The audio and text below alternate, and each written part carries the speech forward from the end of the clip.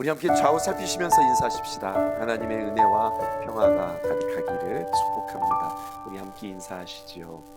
하나님의 은혜와 평화가 가득하기를 주님의 이름으로 축복합니다. 이제 믿음의 행군이 며칠 남지 않았습니다. 끝까지 우리가 힘을 내셔서 주님 앞에 나와서 정말 끝까지 동행할 수 있는 저와 여러분들 되어지기를 원해요. 오늘 성경에 보니까 이렇게 기록되어 있습니다. 새벽에 예수님께서 새벽 미명에 언제나 한적한 곳에 나가셔서 기도하셨습니다. 무엇을 위해 기도하셨어요? 제자들을 위하여서 기도하시고 또 영혼들을 살리기 위해 기도하셨고 하늘의 능력을 얻기 위해서 기도하셨어요. 예수님이니까 그냥 하면 되지, 그냥 살면 되지, 그냥 사역하면 되지, 이게 아니라 예수님도요 철저히 하나님 앞에 엎드려 기도함으로 말미암아 하늘의 능력 받아서 하늘로부터 부어주시는 그 귀한 사랑으로 사역하시고 그리고 주님의 모든 일들을 감당하셨단 말입니다. 그런데 오늘 똑같은 새벽인데 예수님과 정반대의 모습의 사람들이 등장합니다. 대제사장들과 장로들과 서기관들입니다. 이들도 새벽들은 깨었어요. 새벽에 일어나서 여러분, 이들은 예수님을 죽이기 위해서 의논하고 결박하고 끌고 가서 넘겨주는, 오늘 1절만 보면은 동사가 4개가 등장합니다. 이들도 새벽에 일어났으나 이들의 행하는 일들, 이들의 열심과 이들의 목적은 사람을 살리는 일들을 위하여서 이들이 도모하는 것이 아니라 사람을 죽이는 일들을 위하여서 이렇게 도모하더라는 이야기죠. 똑같은 새벽에 사람을 살리느냐 사람을 죽이느냐, 똑같은 공간에서 하나님께 영광을 돌려드리며 하나님의 마음을 품느냐, 아니면 똑같은 공간에서도 어떻게든지 사람을 멸하는 일들에 그들이 결합이 되어 있는가, 이것을 우리는 보게 되어집니다. 오늘 예수님은요 그렇게 그들의 끌림과 또 그들의 도모함과 그들의 결박으로 인하여서 결국 빌라도의 법정에 서게 되십니다. 빌라도 법정에 서신 이유가 있습니다. 유대 종교 지도자들이 예수님을 신문하기 위함이에요. 다시 말하여서 신문한다고 하는 것은 합법적으로 예수님을 십자가에 못 박혀 죽게 하기 위함입니다. 당시 로마의 지배를 받았던 이 이스라엘은 말이지요, 그들에게 있어서 식민지들에게 모든 자치권을 허용해 주었습니다. 로마는 오직 어떤 개인의 감정이나 어떤 개인의 어떤 생각대로 움직이는 것이 아니라 철저히 법치국가, 법치를 하는 그런 통치 제국이었습니다. 그러니까 주먹구비식으로 뭔가 일들을 행하는 것이 아니라, 다시 말해서 그들에게는 기준이 있었고 법이 있었는데, 모든 것들을 그들에게 인정해주고 그들이 통치하는 시민지들에 대해서는 너희들이 자치적으로 행하라, 그들의 행할 것들을 인정해 주었으나 단 한 가지만큼은 그들에게 금지한 것이 있었으니 그것은 사형법에 있어서만큼은 철저하게 로마가 관여했습니다. 다시 말해서 함부로 죽이지 아니하도록 법대로 처리하도록 치리하는 것이 로마의 특징이었습니다. 그러니까 법을 걸고서 합법적으로 예수님을 죽여야 하는데, 자칭 메시아라고 하는 이 유대인의 왕, 이미 로마 정부의 왕이 있는데 이게 무슨 일인가, 이것은 반란죄에 해당된다라고 하는 그 죄목을 붙여서 예수님을 지금 신문하고 그리고 십자가에 못 박게 하려는 그들의 계략이 있었던 거예요. 그리고 이 재판을 누가 감당하고 있느냐? 본디오 빌라도가 감당하고 있습니다. 우리는 빌라도를 익숙해요. 왜냐하면 신앙 고백에 늘 등장하는 사람이 바로 본디오 빌라도이기 때문에 그렇습니다. 오늘 이 사람 우리가 조금 더 깊이 한번 생각해 보십시다. 요한복음 19장 12절 상반절에 보니까 이렇게 기록되어 있어요. 이러함으로 빌라도가 예수를 놓으려고, 여러분 보십시다. 빌라도는 어떻겠습니까? 예수님을 잡으려고 애쓴 사람이 아니라 예수님을 놓으려고 애썼던 사람이다. 성경은 우리에게 이렇게 이야기하고 있어요. 또 마태복음 27장 19절에 왜 그러면은 예수님을 그렇게 놓아주려고 했는가, 이렇게 기록되어 있습니다. 총독이 재판석에 앉았을 때에 그의 아내가 사람을 보내어 이르되 저 옳은 사람에게 아무 상관도 하지 마옵소서. 오늘 꿈에 내가 그 사람으로 인하여 애를 많이 태웠나이다 하더라. 여러분, 그의 아내가 잠을 자는데 꿈을 꿨어요. 특별히 예수라고 하는 자를 전혀 알지 못하는데 그 상관없는 자로 인하여서 그는 꿈을 꾸었고, 그리고 그가 아무 죄가 없는 자구나, 저 옳은 사람이구나, 내가 그 사람으로 인하여서 오늘 꿈자리가 아주 뒤숭숭하였으니 당신은 상관도 하지 마세요라고 가르쳐 주었다. 또 마태복음 27장 24절에 보니까 그렇게 애쓰고 아내의 조언도 있었으나 분위기가 심상치 않은 거예요. 그러니까 어떻게 합니까? 물을 가져다가 무리 앞에서 손을 씻으며 이르되, 결국 본인이 결정했음에도 불구하고 이 사람의 피에 대하여 나는 무죄하니 너희가 다 알아, 이렇게 이야기했습니다. 어떻게 해서든지 이 예수님의 재판에 있어서 관여하고 싶지 않은 빌라도였습니다. 예수님을 신문하다가 어디 출신인가 물었더니 갈릴리라는 거예요. 갈릴리, 이 말에 눈이 번쩍 뜨였습니다. 그러면은 이것은 나의 관할 구역이 아닌데 갈릴리면은 나한테 있는 게 아니라 헤롯에게 있는 거야 하고서 헤롯에게 보내는 겁니다. 누가복음 23장 6절에서 7절입니다. 빌라도가 듣고 그가 갈릴리 사람이냐 물어 헤롯의 관할에 속한 줄 알고 자기는 손 씻고 헤롯에게 보냈어요. 그때 헤롯은 어디에 있었는가? 예루살렘에 있었습니다. 당시 유대인들은요, 이 헤롯을 여우 같은 헤롯이라고 그렇게 이야기했어요. 이 헤롯은 재판에는 관심이 없고 예수가 자신에게 붙여지자 들은 소문은 있고, 그래서 뭐라고 이야기하냐? 네가 그렇게 기적을 많이 행한다면서, 내가 그렇게 놀라운 사람이라면서 한번 기적 좀 보여봐 하고 그에게 기적을 보이라고 예수님에 대하여서 아주 호기심으로 관심을 갖습니다. 그때 주님께서는요, 아무 말도 하지 않으시죠. 오히려 그렇게 예수님께서 아무 말도 하지 않자 예수님을 희롱하고 빛난 옷을 입혀서 다시 한번 빌라도에게 보내는 일들이 성경에 기록되어져 있습니다. 그 후에도 빌라도가 이 문제를 해결하기 위해서 돌려보냈는데 또다시 돌아왔어. 이것으로 애쓰는 모습이 성경에 기록되어 있습니다. 그것이 오늘 본문에 해당되는 거예요. 마가복음 15장 2절에서 5절에 있는 말씀 보십시다. 이렇게 기록되어 있습니다. 또다시 왔네요. 빌라도가 묻되 내가 유대인의 왕이냐? 예수께서 대답하십니다. 내 말이 옳도다 하시매. 3절 대제사장들이 여러 가지로 고발하는지라. 빌라도가 또 물어 이르되 아무 대답도 없느냐? 그들이 얼마나 많은 것으로 너를 고발하느냐? 고발하는가 보라 하되. 우리 5절은 함께 읽읍시다. 시작. 그러므로도 대답하지 아니하시니 빌라도가 놀랍게 여기더라. 예수님께서 딱 한마디 대답하셨죠. 내가 유대인의 왕이냐? 내 말이 옳도다. 이것에 대해서는 대답하셨어요. 하지만 여러 가지로 또다시 묻자 예수님께서는 대답하지 않으시죠.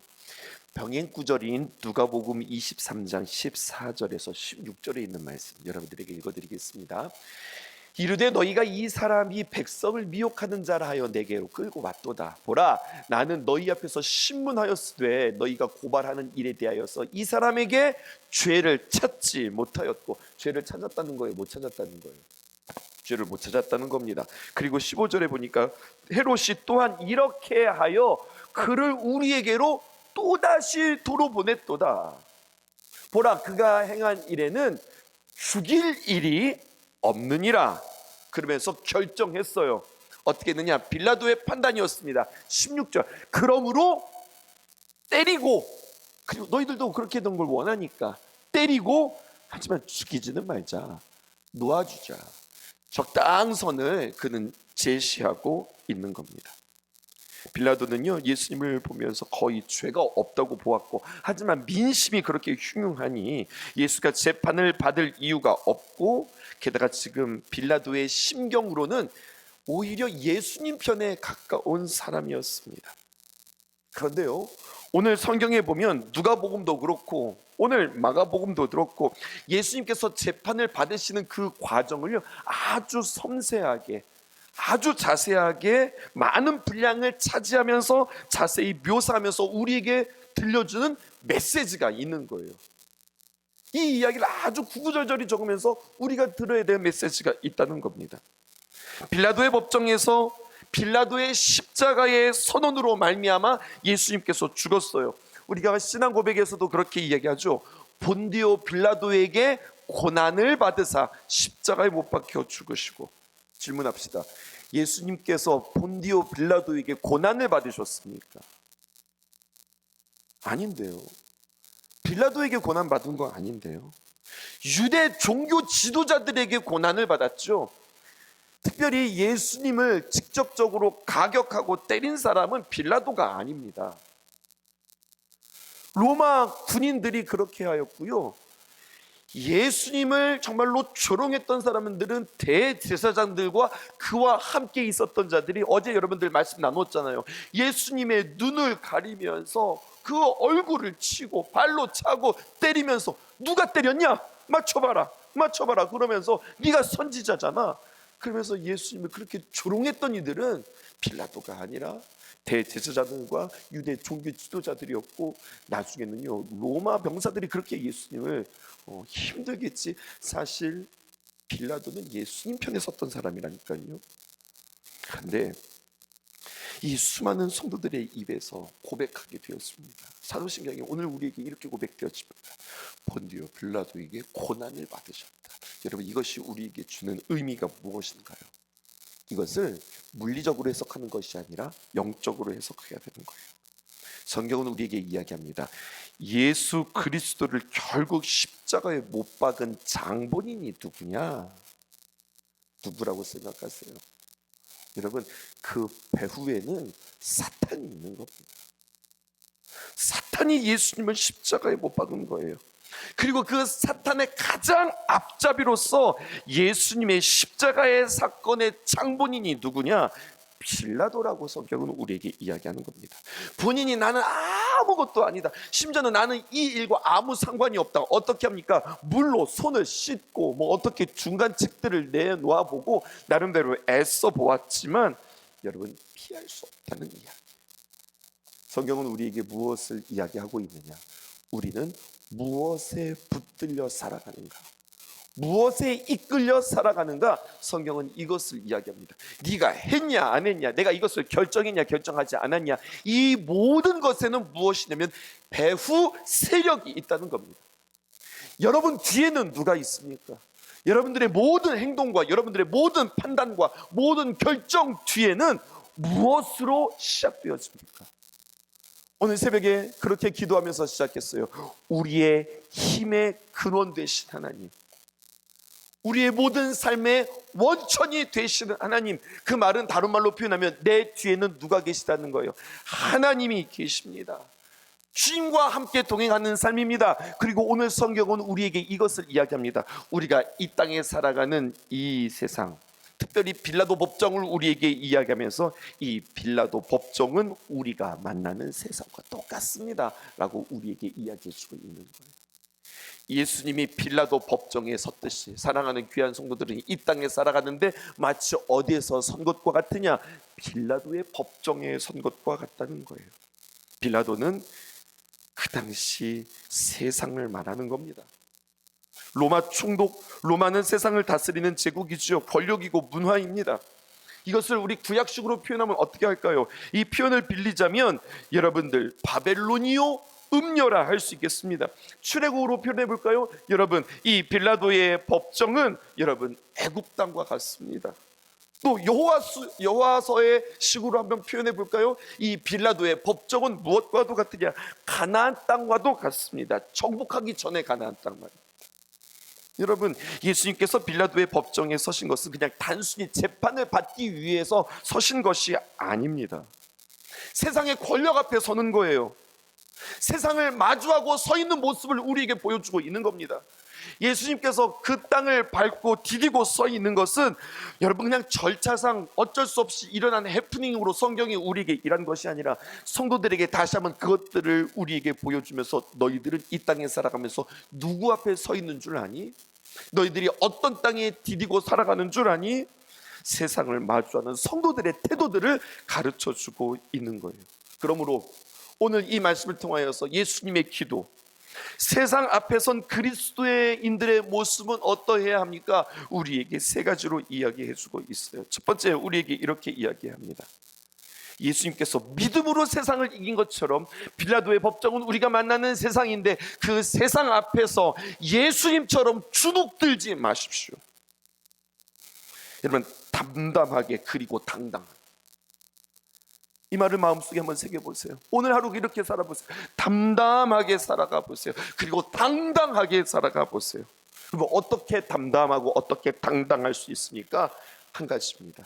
하나님 아버지, 하나님을 아버지라고 부르는 그 믿음으로 여러분, 우리는 담담하게 살아갈 수 있고 당당하게 살아갈 수 있습니다. 우리의 시선이 영원한 나라, 하나님 나라를 바라볼 때에 우리는 담담하게 살아갈 수 있고 당당하게 살아갈 수 있습니다. 또한 하나님께서 우리를 향해서 무엇이라 부르시는지, 하나님이 나를 어떻게 부르시는지, 특별히 십자가를 통하여서 나를 뭐라고 말씀하시는지를 내가 들음으로 말미암아 나는 담담하게 살아갈 수 있고 당당하게 살아갈 수 있습니다.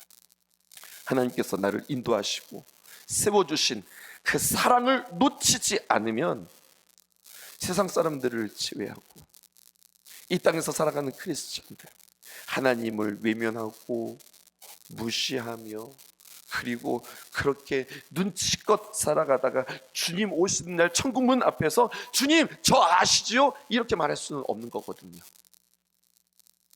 세상에서 주님 앞에 정말로 당당하게 하나님 외면하며 무시하며 세상 눈치 보면서 살아가는 것이 아니라 당당하게 세상 가운데서도 내가 주님 부인하지 않고 살아갈 때, 주님 앞에 딱 설 때 말입니다. 주님 저 왔습니다. 그 주님 앞에서 당당하게 설 수 있는 자가 여러분 천국으로 입성할 수 있다고 하는 사실입니다. 세상을 두려워하지 말고 주님 떠나가시는 것을 두려워할 수 있기를 주님의 이름으로 축복합니다. 세상 앞에 선 것을 두려워하지 말고 주님 앞에 선 것을 두려워할 수 있는 여러분, 내가 그래서 주님 앞에 설 때 주님 저 아시죠? 저 세상에서 이렇게 살다가 주님 이름 가지고 이렇게 살다가 주님 앞에 왔습니다라고 고백할 수 있는 그러한 당당한 고백이 저와 여러분들에게 있기를 원합니다. 오늘 예수님의 모습을 통하여서 세상 앞에 선 그리스도인들의 모습은 어떠해야 하는가? 성경은 우리에게 이야기합니다. 두 번째, 세상에 대하여서 기대하지 말라. 세상에 대해서 기대하지 말라는 겁니다. 빌라도 보면은요, 은근히 기대가 돼요. 분위기 보면은 이 빌라도의 하는 말들을 지금 예수님도 듣고 계시잖아요. 빌라도는 내 편이네. 빌라도는 어떻게든지 지금 나를 풀어주려고 하네. 예수님을 풀어줄 것만 같은 기대가 빌라도에게 있습니다. 빌라도가 예수님의 편인 것처럼, 아니 예수님의 편이에요. 그러니까 빌라도를 잘 쓰면 뭔가 방법이 있을 것도 같아요. 그런데 예수님 좀 보세요. 사람에게, 빌라도에게 털끝만큼도 의지하지 않으세요. 세상은, 여러분 기억하십시오, 세상은 세상일 뿐입니다. 다시 말하면 세상은 세상이다라는 말이 무슨 말인 줄 아세요? 세상은 공중권세 잡은 자의 손 아래 있다고 하는 영적인 원리를 기억하십시오. 사람에 대해서 기대하게 만드는 게 세상이에요. 함께 할 수 있을 것 같고 끝까지 같이 갈 수 있을 것 같고, 또 사람의 눈으로 볼 때 야 이게 싹시 노랗다가 아니라 야 이건 싹시 파랗다, 이거 가능성이 있는데, 뭔가 코드가 맞고 마음도 통하고, 그리고 우리는 뭐가 이게 착착 뭔가가 잘 될 것만 같은 거예요. 오늘 성경은 우리에게 이야기합니다. 사람 의지하지 말라. 왠지 그 사람이라고 하면 잘 될 것 같은가, 그 사람과 손을 맞추면 일이 잘 될 것 같은가, 우리가 하나 되면 한 팀을 이루어서 잘 될 것 같은가, 자꾸 사람 의지하다가 사람만 의지하고 하나님 의지 않아서 결국에는 망패를 보게 되어지는 그런 일들을 우리는 보게 되어집니다. 베드로의 말 좀 보세요. 우리가 이미 살펴보았습니다. 마태복음 26장 33절에서 34절, 베드로가 대답하여 이르되 모두 주를 버릴지라도 나는 결코 버리지 않겠나이다. 여러분, 이 말을 들을 때에 예수님이 얼마나 뿌듯했을까요? 얼마나 좋으셨을까요? 목사님 걱정하지 마세요. 제가 끝까지 목사님 지켜드릴게요. 목사님 함께 하십시다. 우리가 귀한 사역들 같이 하십시다. 정말로 섬겨드리겠습니다. 우리 같이 도웁시다. 얼마나 뿌듯하고 얼마나 힘이 될 것 같으세요? 안 믿는다는 일. 그게 될 수 없다는 거예요. 그렇게 이야기해 주면 참 고마운 일이에요. 그 말 믿고 사람 의지하고 함께 걸어갔다가 망패합니다. 하나님 의지하라고 그 성경은 우리에게 이야기하고 있어요. 우리는 세상에서 경주하면서 살아가요. 무엇을 가지고 하나님의 뜻을 붙잡고, 엄밀히 말하면 세상에서 세상을 통해서 무엇을 얻을까를 기대하면서 경주하면서 살아가는 것이 아니라 하나님께서 우리에게 무엇을 공급하실 것인가 주님 바라보면서 주님께 시선을 놓치지 않고 함께 걸어가는 것뿐이지, 주님의 일들을 위해서 우리가 서로가 서로를 바라보며 부둥켜 안고 손을 잡고 달려가는 게 아니라고 하는 사실입니다. 세상에 대해서 기대하지 말라. 오늘 성경은 우리에게 이야기합니다. 마지막입니다. 세상에 대해서 어떻게 살아가야 하는가? 세상에 대해서 실망하지 말라고 이야기합니다. 마태복음과 마가복음을 보면 유대인의 전통법에 따라 명절에 죄수를 놓아주는 전례가 있습니다. 우리로 말하면 광복절 특사 이런 개념일까요? 로마 국가가 이 법을 인정해 주었습니다. 마가복음 15장 6절에 있는 말씀, 명절이 되면 백성들이 요구하는 대로 죄수 한 사람을 놓아주는 전례가 있더니, 12절에서 15절 우리 함께 읽어볼게요. 12절입니다. 빌라도가 또 대답하여 이르되 그러면 너희가 유대인의 왕이라 하는 일을 내가 어떻게 하랴? 그들이 다시 소리를 지르되 그를 십자가에 못 박게 하소서. 빌라도가 이르되 어찌미냐 무슨 악한 일을 하였느냐 하니 더욱 소리 지르되 십자가에 못 박게 하소서 하는지라. 빌라도가 무리에게 만족을 주고자 하여 바라바는 놓아주고 예수는 채찍질하고 십자가에 못 박히게 넘겨준다. 여러분, 빌라도는요 이 전례를 이용하여서 예수님을 놓아줄 나름대로의 대안이 있었습니다. 대제사장과 서기관들이 예수님을 죽이려고 하지만 그의 생각에 그래도 백성들은 예수님을 좋아하겠지, 이 생각이 있었던 거예요. 이 판단이 있었던 겁니다. 그들에게 베푸는 애가 얼만데요. 그들에게 보여주었던, 여러분, 예수님의 귀한 사랑이 어디인데요. 게다가 예수님께서 예루살렘 성에 입성하실 때 그들이 어떻게 예수님을 환호했고 지지했는지 누구보다도 빌라도는 잘 알았습니다. 이거 백성에게 붙이면 이들이 예수를 살려주라고 그렇게 이야기하겠다. 그는 이 기대를 가지고 갔던 거예요. 장정만 5,000명이 되는 군중이 예수님의 말씀이 너무 좋아서 시작한 줄도 모르고 시간 가는 줄도 모르고 아멘 아멘 하면서 은혜 받고 행복했던 일들을 기억하면서 예루살렘 성전에 입성했던 그 모습들을 바라보면서, 심지어 마태복음의 기자는 그것을 소동이라고 이야기했다니까요. 하지만 결과는 어떻게 되었습니까? 정반대였습니다.